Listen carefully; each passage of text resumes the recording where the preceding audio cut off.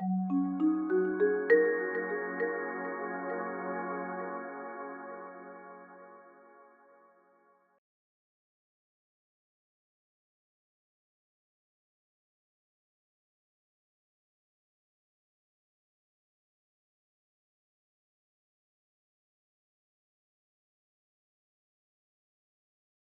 there and welcome back. Eating and drinking mindfully can be a challenge in everyday life, hence the English proverb, don't dig your grave with your own knife and fork. In this session we are going to take a look at my best practices for healthy eating and drinking, which will show you how to add a spot of mindfulness to your eating habits. Hold on to your shopping trolleys and let's get going. Okay, so number one. When it comes to food, are you listening to your body or mind? Many people eat and drink based on emotional signals, which can vary based on what is being experienced in life at that time, be it sadness, frustration, loneliness, or even boredom. Do you know the difference between your body's natural hunger signals and the imposters? What about the difference between dehydration and blood sugar low?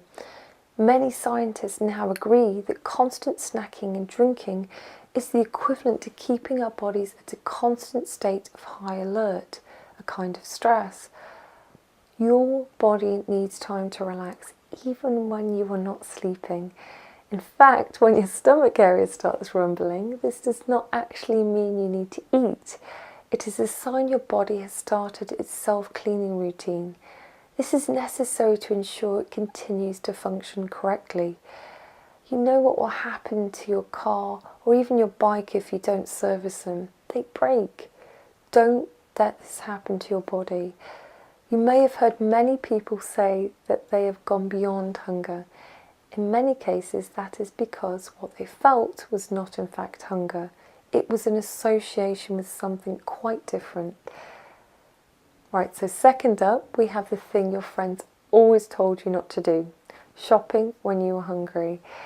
Whilst meditation practice and continuous observance of everyday mindfulness practice can negate this challenge, at least in the early days, it can be helpful to not leave your food shop until you are hungry or tired.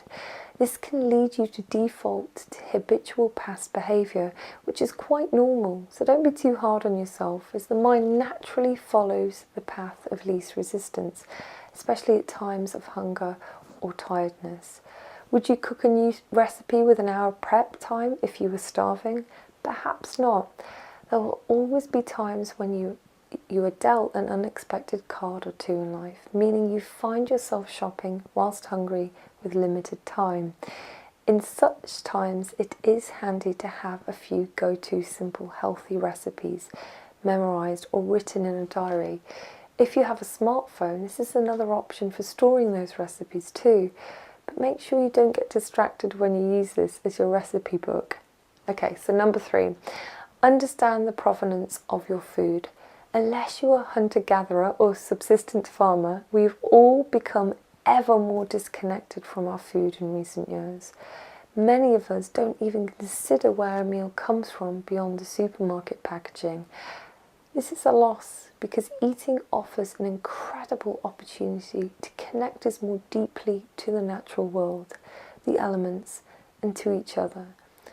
When we take a breath and pause to consider all of the people involved in the meal that has arrived on your plate, from the loved ones who prepared it, to those who stocked the shelves, from those who even planted and harvested the raw ingredients, to those who supported them, it is hard to not feel grateful and interconnected.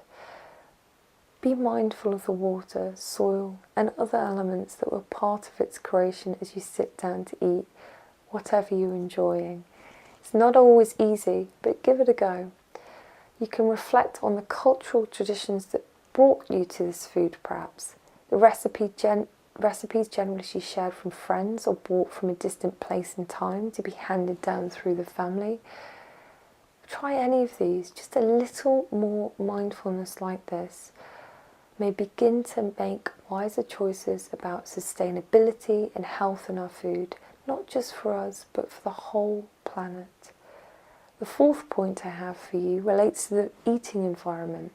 Sometimes you have a certain amount of control over this.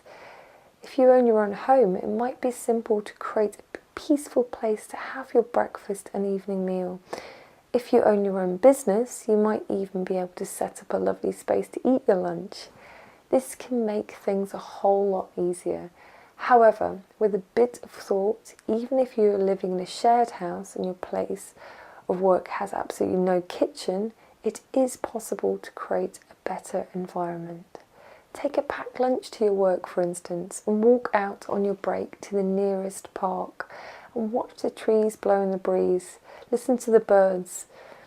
If your housemates leave the kitchen in a mess, try to cook and eat your evening meals before they start on theirs. Okay, so coming on to number 5, we have trying not to eat food based on association, aka autopilot. If you don't have junk food at home, this can make it so much easier to deal with eating unhealthily when emotions become hard to handle. However, those that have a family inevitably have to compromise regards to what food is bought.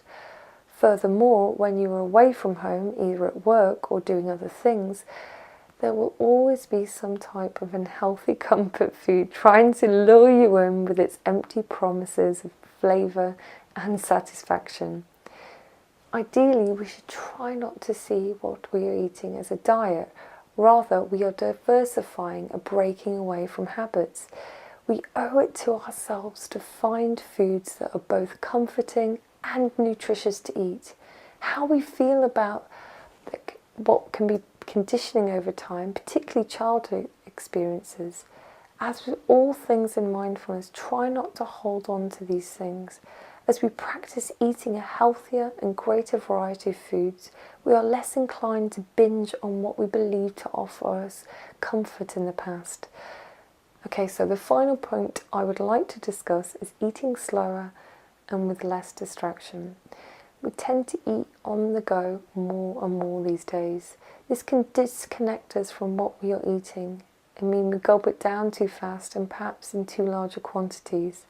Slowing down is one of the best ways we can get our mind and body to communicate.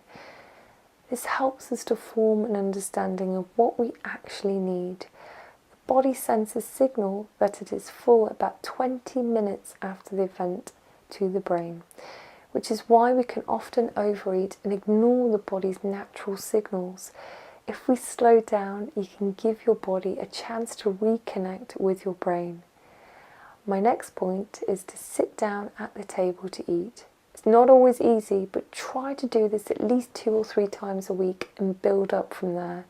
If this has not already happened, try not to read, listen to, or watch something when eating.